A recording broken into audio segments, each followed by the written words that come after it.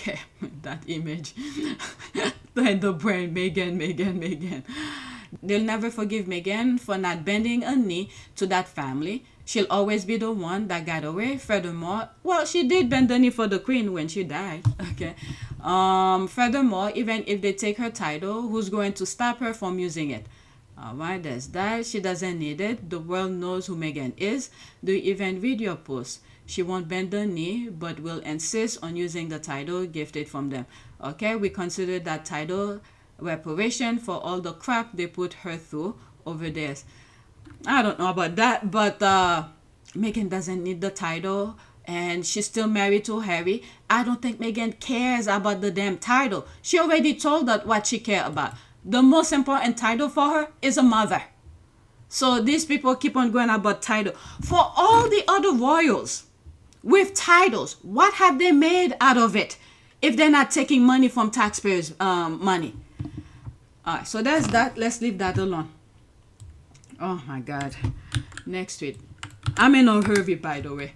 That's why I'm rushing to the comments. Okay, nobody. Royalists, quote, if only Harry had married his ex, the English rules, but she was smart enough to say no because she knew royal life would be miserable. It would have been nice if she had married Harry. They could have lived peacefully far away from the UK. Clown. Is that what they say? Well, she did say nobody said it, but that's what the leftovers are somewhat insinuating.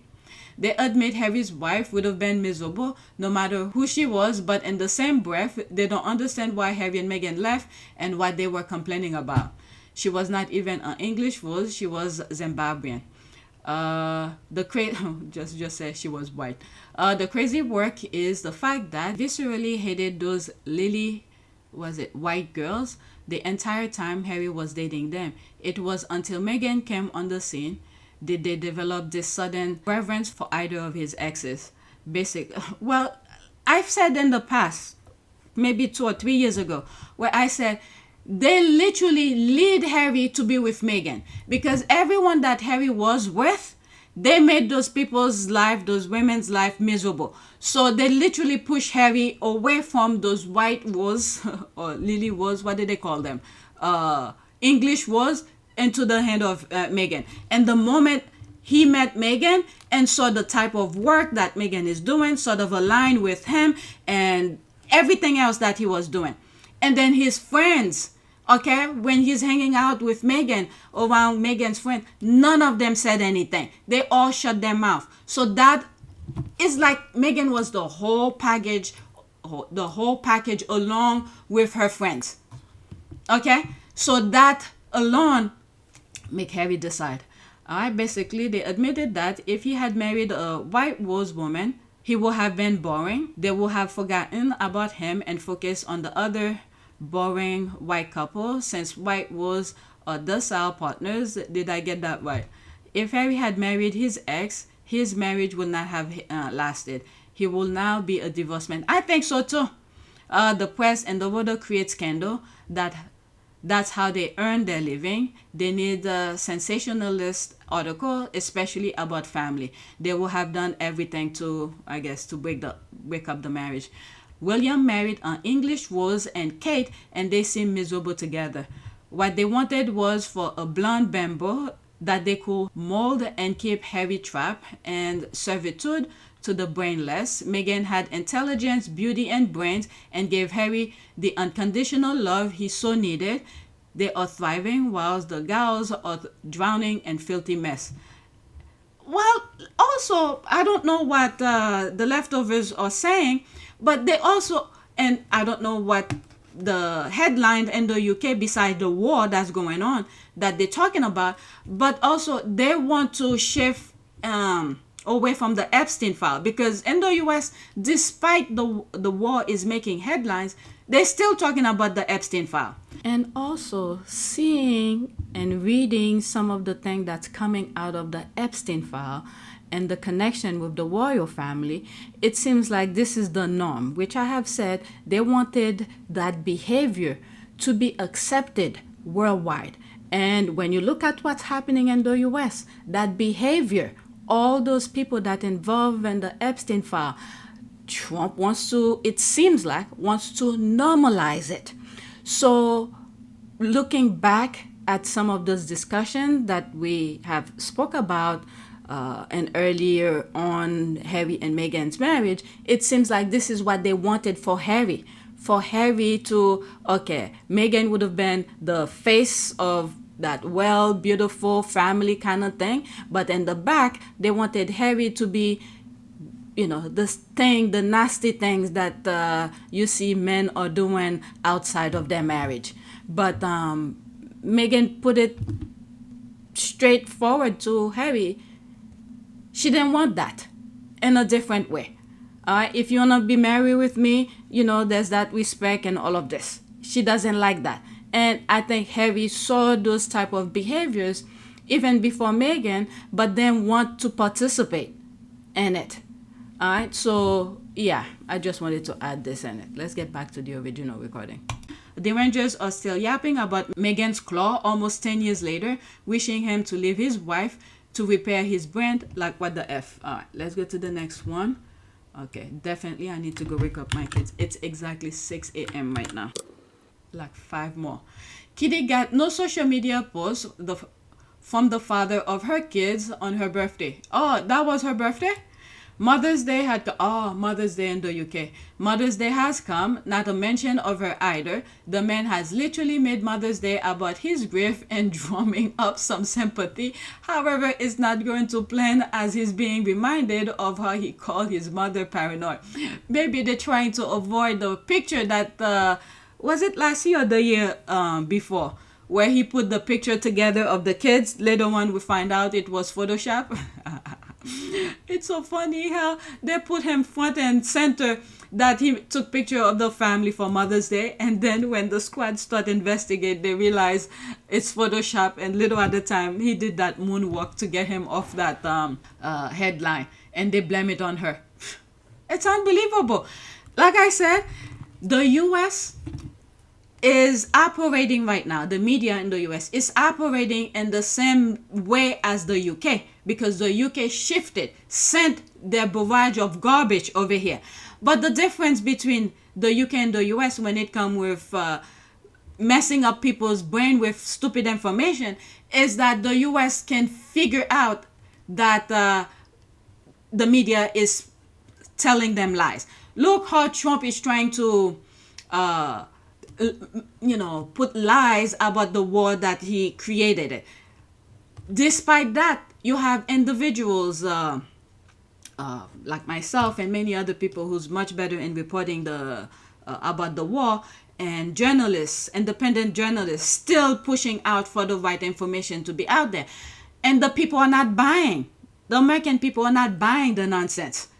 Okay? Drive the country into a stupid war that almost, I don't know if the MAGAs are in part of this, agree with the war, but I think majority of them are against the war. But majority of Americans are against the war, especially the way the war started. Okay, so despite Trump grabbing all form of communication to make them submissive to him to spread his propaganda, American people are not buying it. But unlike the UK, majority, not all Brits, majority of the UK buy and at awe with the stupidity that they keep on shitting at them. All right.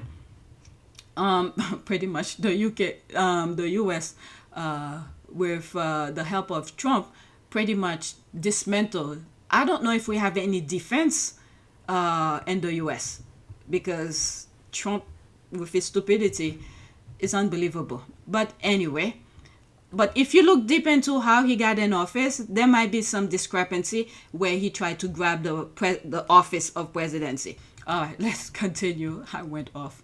They don't live together. All they have are those old overused pictures of them with the children. But the kids are growing, but the picture's gonna keep the kids young. It's wild. No post for her birthday, no post for Mother's Day. That man loves to humiliate his wife in public. Wow. If she doesn't get the picture, I don't know. He's pretty much telling her, hit the road, Jack. All right, next one. All right, what is this about? She knows about brainwashing. She is a mother to Charles. She's a nanny. What? She's a nurse. She's a mistress. She's somebody who treats him as a little boy, which I think is what he wants half the time. What the? So Charles got what? Several, 4 in 1? How many did you say? Babysitter, nanny, mistress, wife. What's the other one he mentioned? So one bird with one stone. So many birds with one stone. Harry remained faithful to his mother. Camila passed her hatred for Diana onto him. Too young for such trouble.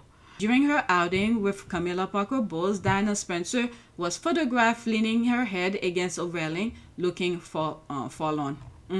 Alright, so there's all of that. Oh yeah, he grew up, but still wanted nanny. Oh, so this is the nanny.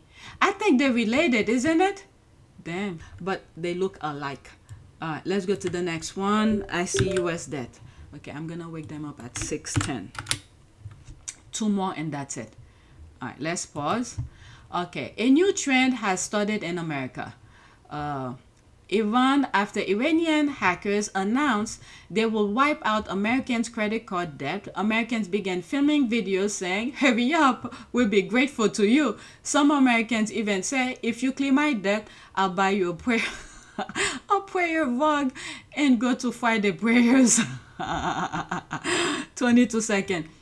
I listened to her before and I'm like, maybe I misunderstood her. As if, why will you do that? You know, that white lady. Why will you do that? Wipe out the debts. And I'm like, won't you want your debt to be erased? So unless if I misunderstood her. But let's listen to that first one I didn't hear before. Delete my credit card debt. I'll be going out that day and buying a prayer mat. I swear, I'll go right out that day and buy a prayer mat. Inshallah, I'll see you at mosque on Friday for Jumu'ah. Jumu'ah? What is Jumu'ah? Alright, let's listen to her. Hackers in Iran allegedly threatening to hack into like the top 3 credit score companies and erasing Americans' debt to like stick it to us. Who are they threatening with this? Who is this a threat to? If the millionaires, whoever you owe money to, want their money. So if you wipe it out, nobody will know the numbers. This is real. And who would we need to speak to speed this process up? Because I don't see how wiping Americans' debt would be a threat. Is this a threat to our government? Would this hurt our government for all of us to have great credit scores all of a sudden? I mean, the things I could do with a good credit score. And honestly, I don't have to do anything at all. Just imagining the possibilities. But I'm just so baffled by them using the term like threatening America to hack into the 3 major credit score companies to wipe Americans' credit clean. As if that wouldn't make everyone's day, if not year, if not decade. Okay. Am I missing something from her?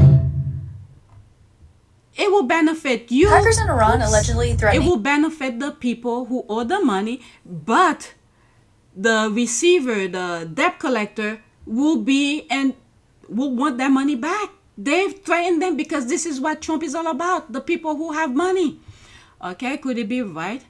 If it happens, what will be the consequences be? Dr. Ali Bey, may our oil lamp be blessed. I don't think so. American banks are stronger than the American government. All right, so there's all of that. Let me move on. Okay, I turn Persian. I love them. If they added 1 million to my bank account too, do that do that with my student debt, please. All right, a lot of people will be benefit from it. All right, I'm done with this. 2 more. All right, so there's this. Captain Ibrahim Traore of Burkina Faso Gold Sector Initiative has been significant changes under Ibrahim Traore, achieving a record of 94 tons in 2025 by shifting towards resource nationalism, including nationalizing mines, creating a national refinery, and banning raw gold export to Europe. These reforms increase state revenues and stabilize the economy. Yeah, they keep everything in. They do it themselves. What I've heard is that before, I think it was France who used to go, they send it to France to refine it. So what they're doing is keeping everything in to themselves. Let me pause it and then I'll listen to this. I have to wake up my kids. All right, I'm back. You might hear some noise in the background. The kids are up, so let's listen. You won't believe what just happened in one of Africa's poorest countries. Burkina Faso just pulled 94 tons of gold straight from the earth in a single year. That's not a typo. Under their revolutionary government, they're now sitting on over $1 billion in mining revenue, while the rest of us are still arguing about which politician lies better. Here's the kicker, though. Their previous democratic leader couldn't even manage half that amount. So while Western media keeps telling us democracy is the only way, this landlocked nation is literally striking gold under military rule. Makes you wonder what your government's excuse is, doesn't it? Is revolution actually the cheat code nobody wants to admit works? You won't believe what just happened in one of Africa. I heard that in the early could be in 1914, I believe, the U.S. went and robbed the Bank of Haiti, took some gold and bring it to the U.S. and it's, I think, Chase Bank or something. I'm telling you, Haiti needs to major defense before they could start doing any other things. All right, so there's all of this. I cannot play most of these. You could pause and read. I need to finish. Now we're going to Ghana. I want to focus on the videos mostly. Let's pause.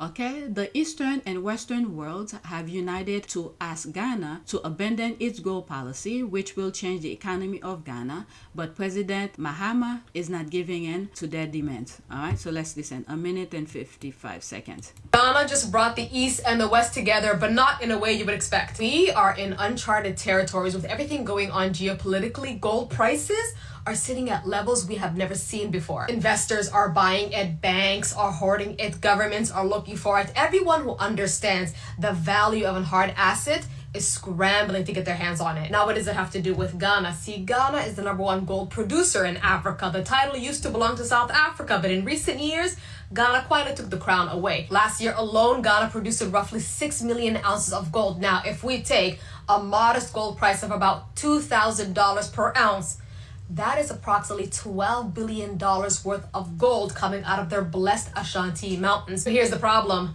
Ghana has a 5% fixed royalty system for years on gold mining. Royalty is basically rent, meaning if gold goes down or up, it wouldn't change anything. That 5% rent is going to go to the Ghanaian government and the remaining is going to go to the giant mining companies. Until recently, Ghana's neighbors in the Golden Belt, Burkina Faso and Mali, introduced a sliding scale logic. It goes, instead of everyone paying a flat rate, why don't we adjust the royalty depending on how valuable the commodity gets? If the commodity like gold goes up, so does the royalty. Simple. I like it. And so did Ghana, which is why they've adopted the sliding scale model. But guess who doesn't like it? Our international friends. And I'm not talking about just one or two. I'm talking about a rare moment of unity from United Kingdoms, China, Canada, Australia, East, West, you name it, got together in what could be described as a diplomatic miracle and sent their finest to Accra to get the Ghanaian government to throw this sliding scale logic in the garbage. Well, anyways, with all that traveling and noise from the international community, Ghana didn't take the bait. And on March the 9th, the Ghanaian government approved the sliding scale royalty of up to 12% on its gold. Good. Put Ghana first. Good. When I heard oh my goodness, when I heard the UK, I'm like, oh jeez. All right, so that is it. All right, so please take a moment to subscribe, like, and share. If you want to support this channel, there's a PayPal link and a Cash App link in the description. You could donate. Those who have donated, thank you. New subscriber, welcome. As my subscriber is increasing, my revenue is decreasing. This is something I don't understand. All right, so that is it. Thank you for watching.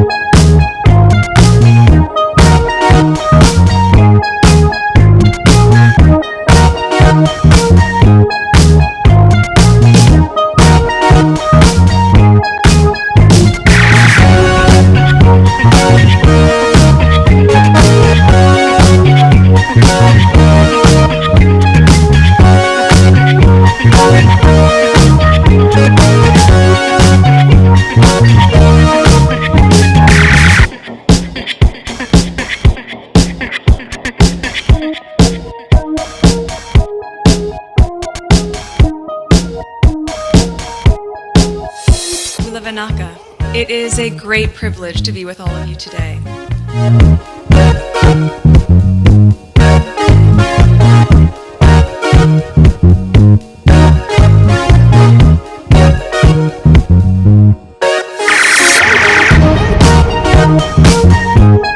You know, we ask for forgiveness and please come back.